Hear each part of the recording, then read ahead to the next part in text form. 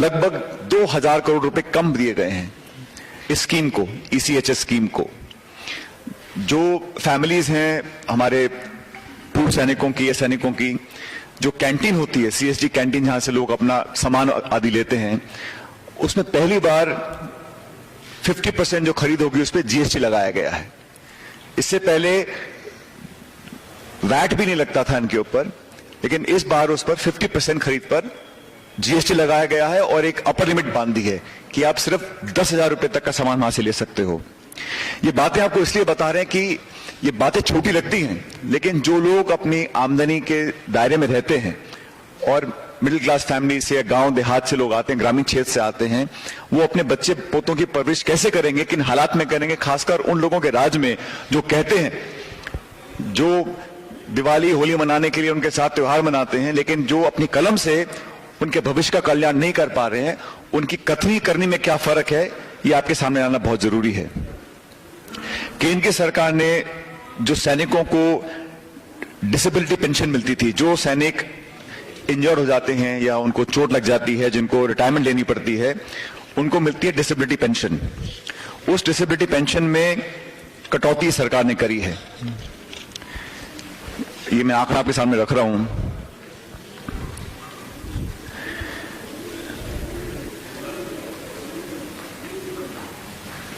चौबीस जून 2019 को disability pension पर टैक्स भी लगा दिया गया है। ना सिर्फ उसमें कमी की गई है, उस पर टैक्स लगाया गया है। जो आदमी अपाहिज हो जाता है या विकलांग हो जाता है सैनिक, रिटायरमेंट के बाद जो उसको पेंशन के लिए वो क्वालिफाई करता है, उस पर टैक्स लगा दिया, जो पहले कभी नहीं हुआ करता था। तो बजाय उसको आर्थिक संबल देने के, उसकी मनोशक्ति बढ़ाने के लिए उस पर आप टैक्स लगा रहे हैं। ये कहां से न्यायपूर्ण है, हम जानना चाहते हैं। जो 7th पे कमीशन था, उसमें भी सैनिकों के साथ सौतेला व्यवहार किया गया है। आप कंपेयर करेंगे जो डिफेंस सर्विसेज के ऑफिसर्स हैं और जो सिविल सर्विस के ऑफिसर्स हैं, उसमें जो डिफरेंस है उनके पे स्केल में, उनकी आमदनी में, उस सब में बढ़ोतरी हुई है। मैं आपको उदाहरण देता हूं। एक अतिरिक्त सचिव भारत सरकार का, उसको जो डिसेबिलिटी पेंशन मिलती है, एक सिविल ऑफिसर अतिरिक्त सचिव भारत सरकार का, उसको जो डिसेबिलिटी पेंशन मिलती है वो है 60,000 रुपए। हम नहीं कहते हैं कि आप किसी की कम कर दीजिएगा, लेकिन जो हमारा फौजी मैदान में लड़ रहा है, सरहद पर लड़ा रहा है, उसको अगर इंजरी हो जाती है, उसकी जो लेफ्टिनेंट जनरल को मिलेगी डिसेबिलिटी पेंशन, वो 27,000 रुपए है।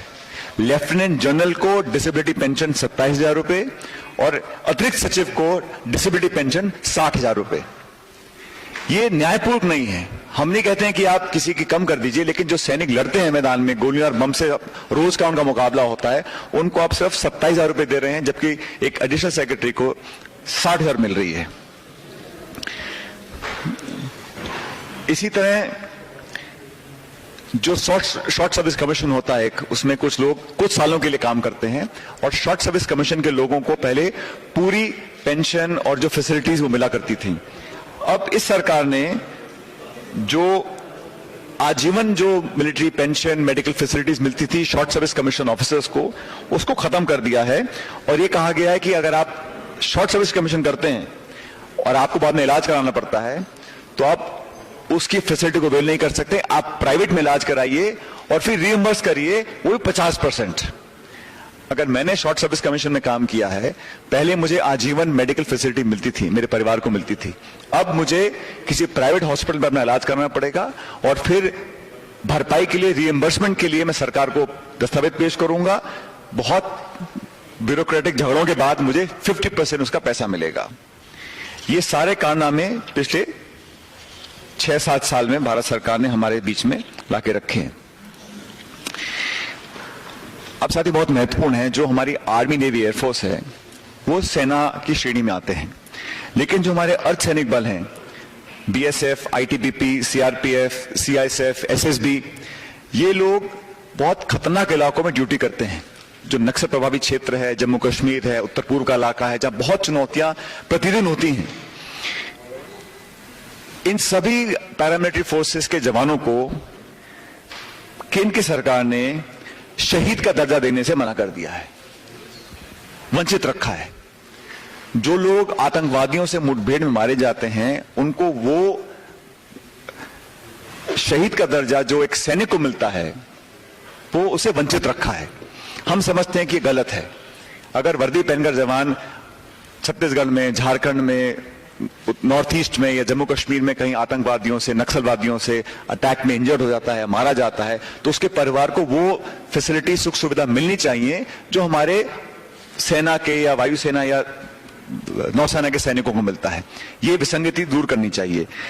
मैं ये सारी बातें आपके बीच में इसलिए कह रहा हूं क्योंकि हम लोग चाहते हैं एक सकारात्मक विपक्ष की भूमिका निभाएं, रिस्पॉन्सिबल ऑपोजिशन। इन बातों को हमारे सांसदों ने पार्लियामेंट में कई बार उठाया है, लेकिन जैसा आप जानते हैं संसद में चर्चा नहीं होती, केंद्र सरकार की तरफ से जवाब नहीं आता, प्रेस कॉन्फ्रेंस कोई करता नहीं है। सिर्फ वाहवाही लूटने के लिए हमारे सैनिक बलों के, सेना के जो शौर्य है, जो हमारे सैनिक जो बहादुरी से काम करते हैं, उसमें हम सबको फक्र है। लेकिन जो आज सरकार में बैठे हैं, क्या उनका दायित्व नहीं बनता कि उनकी मदद के लिए सामने आए? और जो मैंने सारे आंकड़े आपको गिनाए हैं, ये दस्तावेज मौजूद है, मैं आप सबको डिस्ट्रीब्यूट करूंगा। लेकिन हम इतना चाहते हैं कि जो लोग अपने आप को इतना देशभक्त कहते हैं, राष्ट्र के प्रति समर्पित कहते हैं, सैनिकों के मान सम्मान की कस्में खाते हैं, उनको सबक लेना चाहिए पहले के नेताओं से। आज 50 साल पूरे हुए हैं सन 71 की लड़ाई को, जब ईस्ट पाकिस्तान का हिस्सा था। 71 में इंदिरा जी प्रधानमंत्री थी। भारत कोई बहुत मजबूत देश नहीं था, आर्थिक दृष्टि से हम कमजोर थे। और मुझे याद है जब इंदिरा जी ने लड़ाई का ऐलान किया था तो अमेरिका ने कहा था कि हम बंगाल की खाड़ी में अपना 7वां बेड़ा भेजेंगे। तब भी इंदिरा जी ने कहा हम डरेंगे नहीं, और तब की मिलिट्री ने उस पॉलिटिकल लीडरशिप के तहत बंगाल जो देश बना उसमें मदद करी, सहायता करी, और 95,000 सैनिकों को, अफसरों को हमने अपनी कैद में लिया एज प्रिजनर्स ऑफ वॉर। बाद में हमने उनको छोड़ा, लेकिन वो समय था जब सेना के शौर्य को, ताकत को लोगों ने बल दिया, मदद करी। तो सिर्फ लिप सर्विस करने से या सिर्फ भाषण देने से काम नहीं होगा। हम लोगों को जमीन पर आकर उन लाखों लोगों की, लाखों बल्कि करोड़ों लोग जो उसके परिवार के लोग हैं, उनकी मदद के लिए ठोस नीति बनानी चाहिए। जो वादे हम लोगों ने किए हैं उसको पूरा करना चाहिए, और जो पूर्ण बहुमत की सरकार है उनको जनता के सामने आके एक पारदर्शी तरीके से, एक ट्रांसपेरेंट तरीके से इन पूरे आंकड़ों की गहराई तक जाना चाहिए, और समय रहते इसको इंप्लीमेंट करें ताकि सब लोगों को फायदा मिल सके। और जैसे मैंने शुरू में कहा, हमारी फौज, हमारे सैनिक, ये हमारी धरोहर हैं, ये हमारे एसेट हैं, इस पे हमें फक्र है, गर्व है। We are proud of our armed forces. इसलिए there is no politics in this, but as a policy we believe it is our duty, our right, our responsibility to make sure the facts are known to the people, so that the government of India finally realizes that they have to make the budgetary allocations, provide the schemes and programs that they have themselves announced to be implemented on the ground. ये मैं आपके सामने कहने के लिए जयपुर से आया था। जैसा कि आप जानते हैं चुनाव चल रहे हैं पंजाब में, उत्तराखंड, उत्तर प्रदेश में। मुझे पूरा विश्वास है कि गोवा, उत्तराखंड, पंजाब में हम लोग दोबारा सरकार कांग्रेस पार्टी की बनाएंगे। मैं कल उत्तर प्रदेश में था, वहां पर भी साथियों 5 साल से ना तो समाजवादी पार्टी, ना बहुजन समाज पार्टी, विपक्ष का काम किसी ने नहीं किया। विपक्ष का जो काम है, चाहे लखीमपुर खीरी का हो, चाहे उन्नाव का हो, चाहे हाथरस का हो, दलितों का, गरीबों का, महिलाओं का, उस आवाज को उठाने का काम हमने किया। हम छोटी पार्टी उत्तर प्रदेश में है, लेकिन फिर भी हम लोगों ने सड़कों पर संघर्ष किया। इसलिए I am very hopeful and positive that we will form the government in 3 states and we will do very well. BJP की सरकार उत्तर प्रदेश में बहुत घबराई हुई है, और वहां के जो सिटिंग विधायक हैं, मंत्री हैं, वोट छोड़ के बीजेपी सरकार को भाग रहे हैं। चाहे उत्तराखंड हो, चाहे उत्तर प्रदेश हो, तो कांग्रेस पार्टी पूरी ताकत से चुनाव लड़ रही है। और कल राहुल गांधी जी पंजाब में आए थे, अमृतसर गए थे, मत्था टेका उन्होंने, और पूरी पार्टी यूनाइटेड चुनाव लड़ रही है, और हम पहले से ज्यादा बहुमत लेके पंजाब में सरकार बनाएंगे, ये मेरा पूरा आश्वासन है। Thank you. हाँ जी, हाँ जी।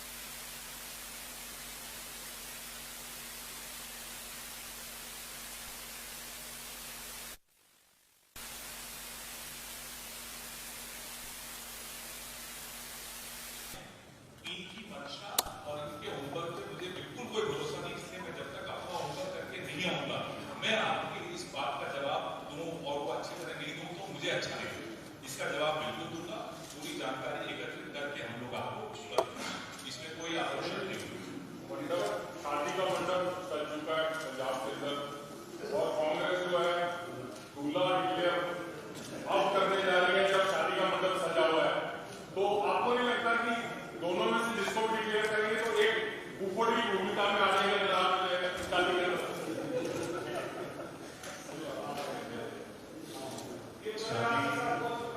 शादी अनंत कार्य जो भी है ये बढ़िया होगा, सब साथ में रहेंगे। और जैसे राहुल जी ने कहा कि बहुत जल्द पार्टी वर्कर से सलाह कर इस पर निर्णय लिया जाएगा और जो भी निर्णय पार्टी लेगी उसका समर्थन सब कार्यकर्ता सब नेता मिलकर करेंगे। हमारा लक्ष्य है यहाँ पर कांग्रेस को जीत देना। और ये जैसा राहुल जी ने खुद कल कहा कि आमतौर पर पार्टी निर्णय ले लेगी, लेकिन वर्कर्स की यहाँ पर जो राय है उसका सम्मान करके बहुत जल्द खुलासा करेंगे कि यहाँ पर कौन से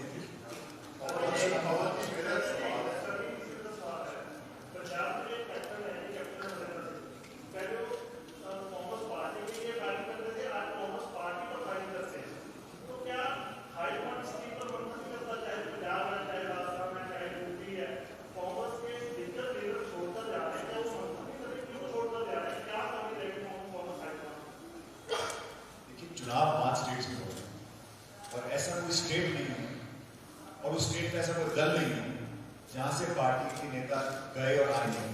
तो चुनाव से पहले ये ना तो पहली बार हुआ है ना आखिरी बार हुआ है। कुछ लोग छोड़ के जाएंगे, कुछ लोग छोड़ के आएंगे, लेकिन जो मतदाता है, जो वोटर है, वो पार्टी का इतिहास, पार्टी के क्रेडेंशियल्स, पार्टी का मैनिफेस्टो और पार्टी के भविष्य का रणनीति उसको देखकर वोट डालते हैं। जिसको जो सूट करता है वो निर्णय व्यक्ति का होता है किस पार्टी का जाना है। लेकिन हम लोग कांग्रेस पार्टी की जीत के लिए पूरी ताकत से लगे हुए हैं और मैं आपको आश्वस्त करता हूं जितना बहुमत कांग्रेस का पंजाब में पहले आया था उससे ज्यादा आएगा। वार्डों को जोड़ा है, हर वर्ग को जोड़ा है, जाति प्रांत से चुनाव हम लड़ रहे हैं और जो सरकार ने काम किया 3 महीने में उसका असर देखने को मिलता है। हर गरीब तबका, किसान, नौजवान अब समझ गया कि कांग्रेस उसका फ्यूचर है। इसलिए हर स्टेट में कुछ लोग छोड़ के जा रहे हैं, कुछ आ रहे हैं। ये कोई बहुत अद्भुत प्रक्रिया नहीं है, पहले भी आगे बढ़ गया।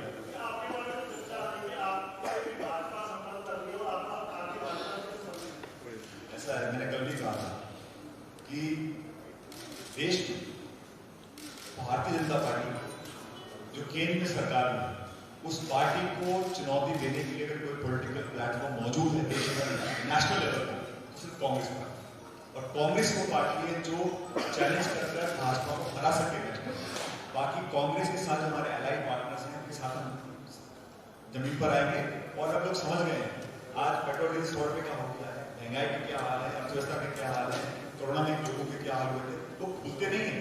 आज 1.25 साल तक किसान सड़कों पर बैठा था, कीट आगे लगाए आपने, 7 लोग आत्महत्या कर चुके हैं। पहले तो आपने कानून बनाए क्यों तीनों, फिर विड्रॉ क्यों करें? आप जाटों से बात कर रहे हो, आप लोगों से बात कर रहे हो, लेकिन जो लोगों को आपने परेशान किया, आत्महत्या को मजबूर कर दिया, अत्याचार किया, उग्रवादी बोला, अलगाववादी बोला, वो जवाब नहीं मांगेंगे आपसे। और भारतीय जनता पार्टी को लगता है कि वो धर्म के नाम पर, मंदिर मस्जिद के नाम पर सबको बंद करते रहे। कब तक करोगे? बार बार होने वाला नहीं है। इसलिए कांग्रेस ही वो पार्टी है इसलिए जिसने नेशनल लेवल पर, और मानता हूं कि हम आज विपक्ष में हैं, 19 में चुनाव कम सी जीत पाए, लेकिन अपनी भूमिका निभा रहे हैं। और हम सब लोग देश के प्रति समर्पित हैं, विचारधारा के प्रति समर्पित हैं। और भाजपा को नेशनली अगर हराना है तो कांग्रेस हमारे दलों को साथ मिलकर आना पड़ेगा। और 24 में देखिएगा परिणाम होगा। शुरुआत हो चुकी है, पहले से 5 उपचुनाव हुए थे। पार्लियामेंट का चुनाव हिमाचल का हुआ, कर्नाटक का हुआ, राजस्थान में बीजेपी लड़ी थी, 14 पर रहे थे, जमानत जब्त हो गई थी। तो उनको हराने का, उनकी विचारधारा को लोगों को समझाने का जो आज आगे हम लेके आए सारे सामने, ये सिर्फ हम आलोचना नहीं कर रहे, हम पब्लिक को बताना चाहते हैं कि ये सच्चाइयां हैं। एक तो है लचीला भाषण, खरबों रुपए अखबार में, इश्तिहार में, होर्डिंग में, पोस्टर में, बैनर में, और एक जमीन पे क्या हाल है, एमएसपी का क्या हाल है, खरीद कितनी हो रही है, किसान क्या कर रहा है, नौजवान क्या कर रहा है, रोजगार के क्या हाल है, दवा के, शिक्षा के, चिकित्सा के, सड़क के, वो सब जनता को बताने चाहिए। पब्लिक निर्णय करेगी। ये हम जाके पॉजिटिव उठने वाले हैं।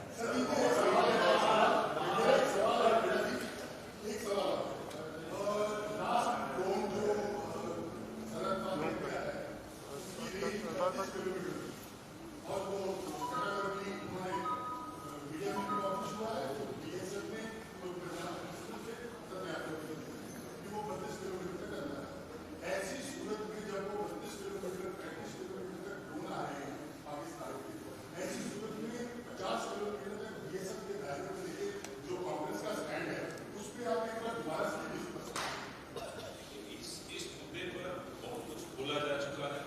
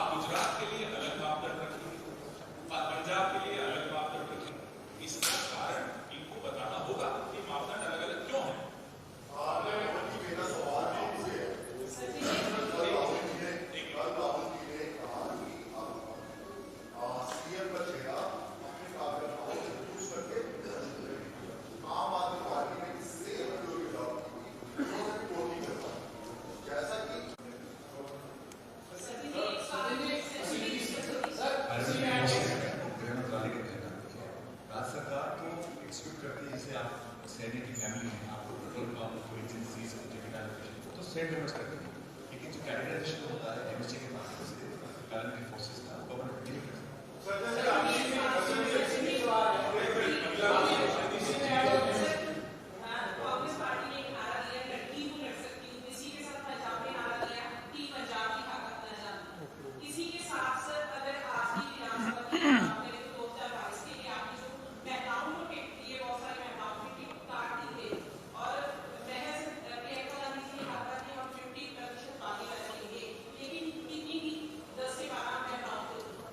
प्रियंका जी ने कहा वो एक बहुत बोल्ड स्टेप था, पर एक शुरुआत की उत्तर प्रदेश से, और मैं समझता हूँ बाकी पार्टीज में आप कंपेयर करेंगे अलग अलग राज्यों में आंकड़े देख लीजिएगा, कांग्रेस ने कई ज्यादा लीडरशिप गोल्स दिए महिलाओं को। उत्तर प्रदेश में गवर्नमेंट था 40% का, वो पूरा किया। बाकी राज्यों में हम लोग कोशिश कर रहे हैं वहां तक पहुंचे, लेकिन शुरुआत की है, एक नेक शुरुआत की है, और जो कहा सो करके दिखा। मैं कल उत्तर प्रदेश में था, महिला चुनाव लड़ रही है और उनको कई बार मौका मिला है, चुनाव एक व्यक्ति लड़ता है, लेकिन संगठन पूरा पंजाब में भी या बाकी स्टेट्स में भी हर सीट पे एक ही कैंडिडेट पार्टी की सीट है, और हम लोग ने सलाह करके जो बेस्ट कैंडिडेट हैं हम सिलेक्ट किए हैं, और हम जीतने वाले उम्मीदवारों दे रहे हैं और कोशिश करते हैं कि हर सेगमेंट को अकोमोडेट किया जाए। महिला भी इसमें बहुत इंपॉर्टेंट पार्ट है, उसका भी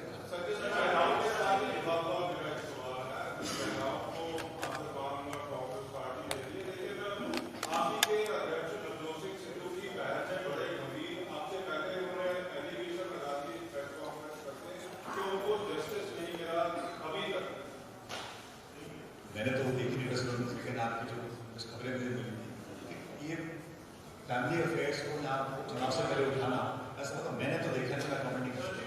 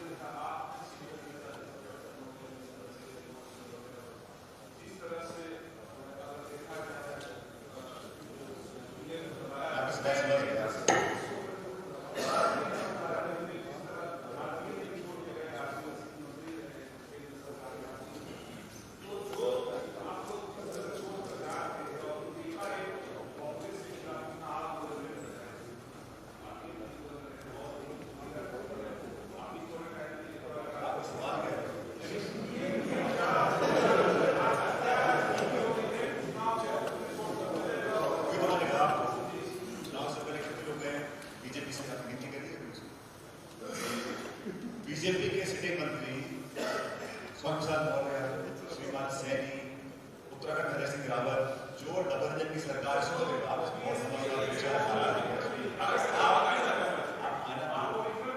अरे भैया सिटी के 2 पैर होते हैं, आपने कहा कि हमारे ठीक है, एक्सेप्ट किया,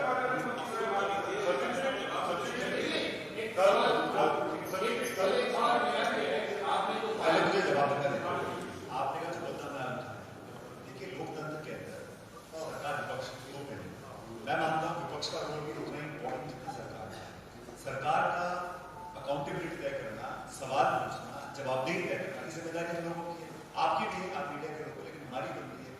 अगर सरकार कुछ अच्छा नहीं कर रही है, हमारी नजर में गलत कर रही है, तो सिर्फ उसमें वोट की राजनीति नहीं है, ये तराजू में बैलेंस करना पड़ता है। ये जो मैंने आपने बताया कि सरकार क्या है, इसमें स्पष्टीकरण है सरकार, हम बात विड्रॉ कर लेंगे, वोट प्रतिशत बढ़ेगा नहीं बढ़ेगा तो छोड़ दीजिए, लेकिन सवाल उठाना तो हमारे बुनियादी अधिकार है ना।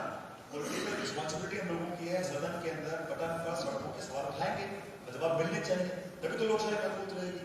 जहां तक आपने कहा पार्टी की बात है, तो जो पार्टी कहती है कि हम 300 सीट जीतेंगे, आचार संहिता लगती है और छोड़ के भाग गए, एक दर्जन विधायक छोड़ के चले गए, बीजेपी के मंत्री छोड़ चले गए, तो पूछते नहीं कि भाई आप इतने डर क्यों रहे हो, जमीन खिसक करेंगे, और जमीन क्यों खिसक गई, क्योंकि सवाल पूछ रहे हैं। हम पूछ रहे हैं किसानों का क्या हो रहा है। आज भारतवर्ष में जो किसानों की आमदनी दुगनी करने की बात करते थे, आज कहां चले गए वो सारे किसान? 15,000 रुपया खाते में डालेंगे, 2 को रोजगार देंगे, सब भूल जाते हैं।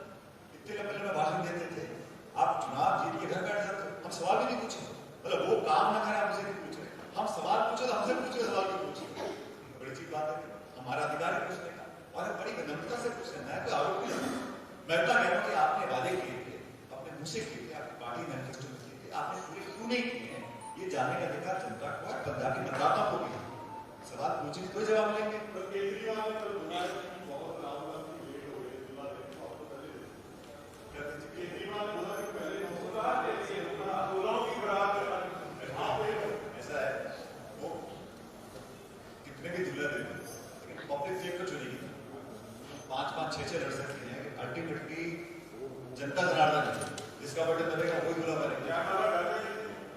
जयमाला भी डलेगी, आनंद कारज भी होगा, विदाई भी होगी, सब ताली बजाएंगे, सब खुश होंगे। अकाली दल की, आम आदमी पार्टी की पीछे बढ़ेगा।